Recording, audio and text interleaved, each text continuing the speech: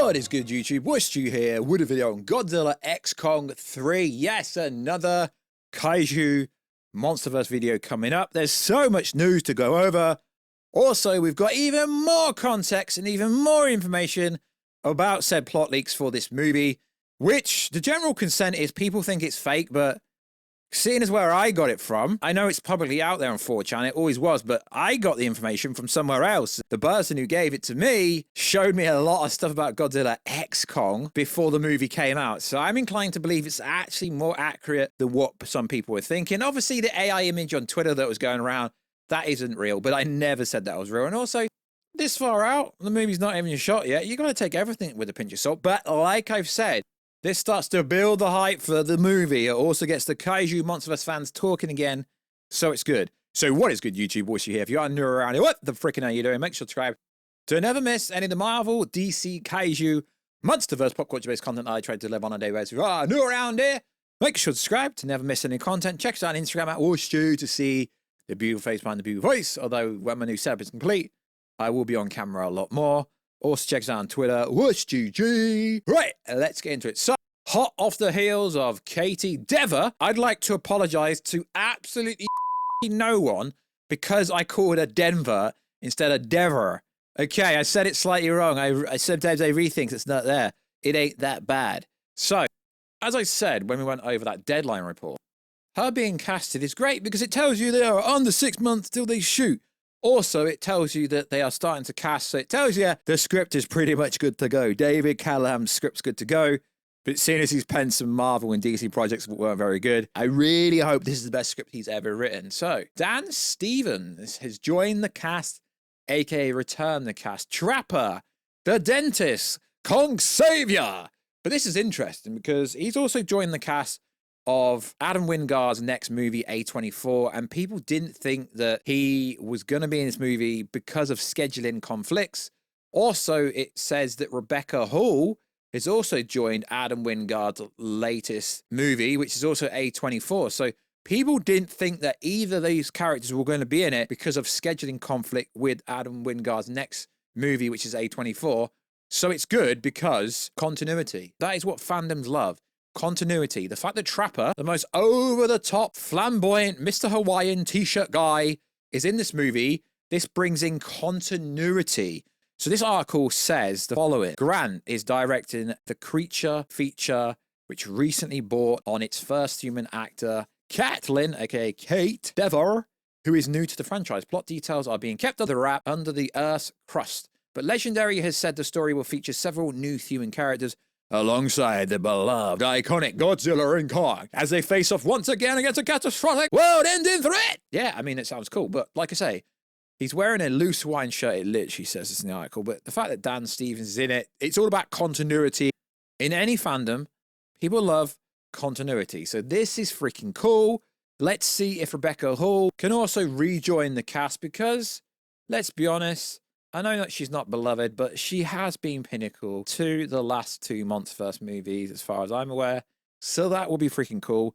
But this tells us that they are caring and they are starting to cast people. It's going to have more of a human side. Yes, we know we want to release a Snyder Cut version of the MonsterVerse, which is basically a dark and gritty movie, but there's going to have to be a human side. We can't have a 2-hour movie with just Titans smashing each other up, because then you're going to run into, like, you know, like the Superman budget, like $380 million budget. You know, like Captain America 4, like close to $400 million budget. And the MonsterVerse is never going to get a budget like that, but it does its best with the budget it's got. So, the plot leak that's going around, which I posted on YouTube first, obviously it didn't come from me, but I posted it first. People are saying it's fake, which is interesting because the base plot is very similar to the graphical novel that they released. And I've got further context, further information that I don't actually believe is out there. But in order for me to read that, I'm going to have to quickly go over the other plot leak because you need context. So let's break it down. Movie seems heavy action but a somber tone throughout, with serious implications involving the world leaders appointing a new government agency to dismantle the Monarch and take over Hollow Earth operations with the ultimate goal of collapsing it, effectively sealing the monsters away once and for all.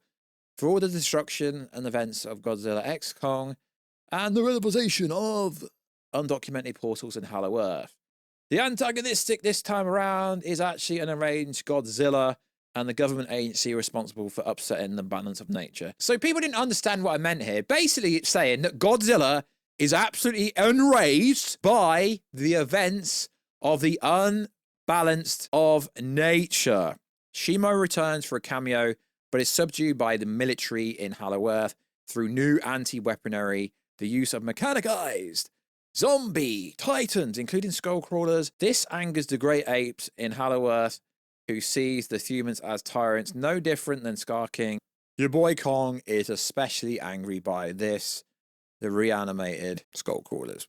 Cameos of multiple titans, battles the leaders, the military leaders, before ultimately getting destroyed or subdued. Zuko returns to serve as a breakup, darker tone with comedic relief moments lightly sprinkled throughout the movie. Kong's arc shares similarities with Godzilla, but where they diverge is Kong struggles with his choice to continue to coexist with humanity, whereas Godzilla seamlessly at his wits' end, ready for war. Kong has an epic battle scene in the major city. Godzilla is surprise attacked by the military while sleeping in the Roman Colosseum and battles through the military and their zombie titans. Godzilla has settled into his new form. It's stated that the dorsal plates have straightened out and hardened, and he's back to being an absolute behemoth. Mothra returns, even as a brief battle with Godzilla and Kong, as she chooses not to forsake humanity. It is through hers, Monarch stroke Gia's intervention that they convince Kong and later Godzilla that humanity is again worth saving and worth fighting for. Ending seems hopeful and will work towards cleaning up the Earth so they can coexist once again. So here's the added context that I've been sent. I can't find it anywhere, so maybe I'm the first person to put it out. Anti-Titan agency is only evil through the perspective of us, the actual viewer, who knows how essential the Titans are to the ecosystem. The intentions are for the sake of humanity, but that comes into conflict with the nature. Most of their antagonistic ways shine through the way they cruelly handle Operation Destroy All Monsters, using cyborg zombie titans as their weapon, extermination methods, and how dismissive they are towards Monarch, ready to point the blame. Monarch destroyed their own trust by trying to sweep the events of Godzilla X Kong under the rug from the government until the cat was pulled out of the bag and the Titans emerged in Rio. Now, this is interesting because if you remember in the MonsterVerse declassification graphic novel, they hinted with or at Tiamat's head being held at a Monarch building in Hollow Earth, and also, not to mention, a female Mutu's head being held at Caso Bravo. So basically, these like zombie-like titans could actually be the actual overall villains. I know it says Godzilla is enraged, but I do take this a pinch of salt, but because of who told me this and who gave me the info, I do believe this is somewhat true, and it's not completely fake. I mean, if you people are new to the channel, I've got a lot of information right before about Godzilla vs. Kong, Godzilla X Kong and New Empire. So what I'm saying is probably somewhat true. This information I was sent personally goes on to say, it's implied the evil organization discovers something within a recent unearthed chamber. After their attack on Shimo and the Great Apes stroke Kong, it begins giving off a distress signal that Godzilla senses and goes after. He's already enraged by Operation Destroy All Monsters. Taking the egg, I assume it is because what else would it be sealed down there and give off a signal that really makes him desperate, really sets him off on a rampage to recover it. You see how this further context gives more to the story? I do find it funny that a lot of people were dismissing the whole league without really having the full context. I think this is the base plot of David Callahan's script, potentially. So it seems like Godzilla seeks to recover the egg and adopt the baby monster. Whether this is going to be baby Godzilla or, junior Godzilla, who knows? But it's interesting that he's willing to tear through literally anything and anyone to get a hold of it. It's interesting. I'm open to the idea this could be true. It might not be true. Let's continue with the extra details that I can't find anywhere. It also says, I've also just found out Mothra versus Kong stroke Mothra X Kong versus Godzilla fight is not even the climatic fight, more of a third act fight. Not even sure what to think of this now. Also, in regards to the mention of Kong in the city against the military stroke anti-Titan agency sniff Kong from the Hollow Earth through a portal that spits him up into a metropolis where he's attacked and goes on a rampage, giving us a kaiju size Kong actually tearing up a city. There's a sequence of Titans trying to escape through Hollow Earth portal, only for the portal to get destroyed, spitting the Titans back out and trapping them there like sitting ducks. So, with this added context, it's very interesting, because these anti-Titan-like things could actually be Titans. It could actually be hinting towards Gigantor. I mean, Tiamat was basically killed, but it could be, you know, like a cybernetic version. So just because it says, I'm not really buying that Godzilla is the overall villain, because Godzilla wasn't raised in literally every movie, wasn't he? Basically. So I'm not buying into that. You know me. If you don't, hi, your boy Warstu here. I cover MonsterVerse content when I can. Also think we are getting Space Godzilla, and I don't care what anyone says, we are getting Space Godzilla. But these anti-zombie based Titans could be literally anyone. Now, I'm not going to take creditation for this, but people have wanted Gigant around for, and people are going to say I say it's wrong, but yo, I'm English. It's the English language. So if I say it that way, it's true. So Gigant is basically an alien reptile cyborg Muto that was sent down to Earth by the space, essentially, in order to defeat another faction of, you know, his kind from Earth. This led to him obviously encountering Godzilla. And you all know your story. I'm not going to bore you. I'm not going to make out I'm an expert. You know, there's better channels for that kind of stuff.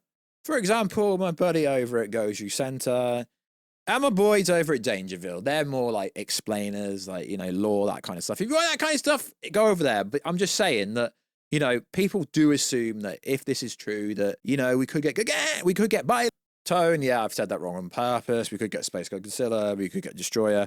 Just don't rule it out, right? I really enjoy making these MonsterVerse videos. I made 3 in less than a week. That's more than I've made in the last 6 months. So hopefully there's enough information that goes around so I can keep making kind of content like this, because I like covering Marvel and DC, but I also love talking about the Kaiju MonsterVerse. Now they've finished filming Monarch Season 2. Still going to be a good while before that comes out, so hopefully we can keep the MonsterVerse videos going. Let me know what you actually think about this added context. I know some people are going to be like, yo, you've just made this. No, I get sent so much stuff all the time. But this person sent me literal images and context for GVX before the trailers came out. They literally show me stuff from the trailers weeks ahead of time. So I'm likely to believe that this information is somewhat true. So like always, guys, check us out on Instagram at Warstu. Check us out on Twitter, Warstu, and I'll catch you in another video very soon. Catch you later.